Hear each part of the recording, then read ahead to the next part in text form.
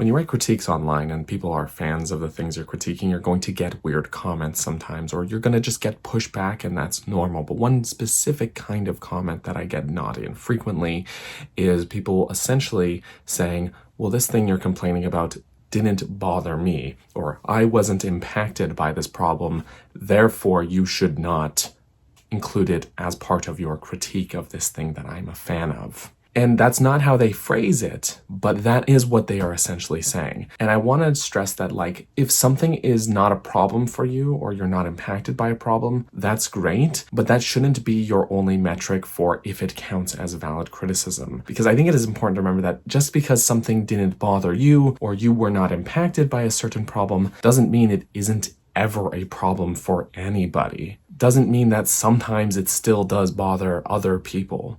And it's still worth pointing out, just to put that out there. It's okay to say, oh, this didn't bother me. But it is not okay to say you shouldn't include it in your critique because it didn't bother me. Well, I'm not you, right? I'll choose what to put in my critiques and what not to.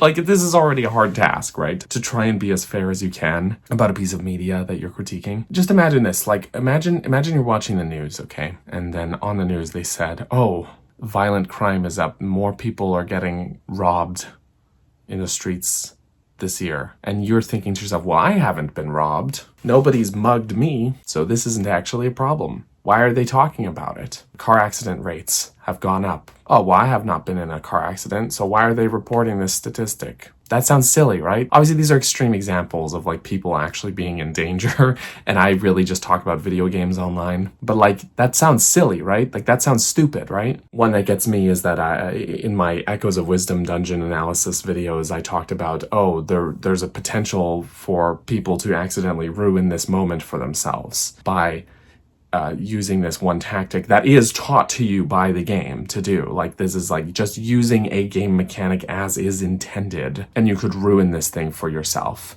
And people are like, well, I didn't do that. I actually had people say, like, you should not include this sort of cheese type thing in your critique. This is not something that you have to go out of your way to do. This is like, use game mechanic as intended. I don't know. It's all very silly. Again, it is okay if these things did not impact you, if you were not bothered by it even, but that doesn't mean it's never an issue for anybody.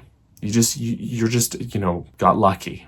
Or maybe just someone else got unlucky. But that still sucks for them, right? Try to have some empathy or whatever. I don't know. We're talking about video games. It's not that serious, but it does tell me, like, what kind of mindset you're wrapped up in. Like, you assume your experiences are universal. They're not. None of ours are. I don't know what. This rant over. I'm done. Cool. Thanks for tuning in. I haven't uploaded here in a while, and then this is when I come back in with just me complaining a bunch.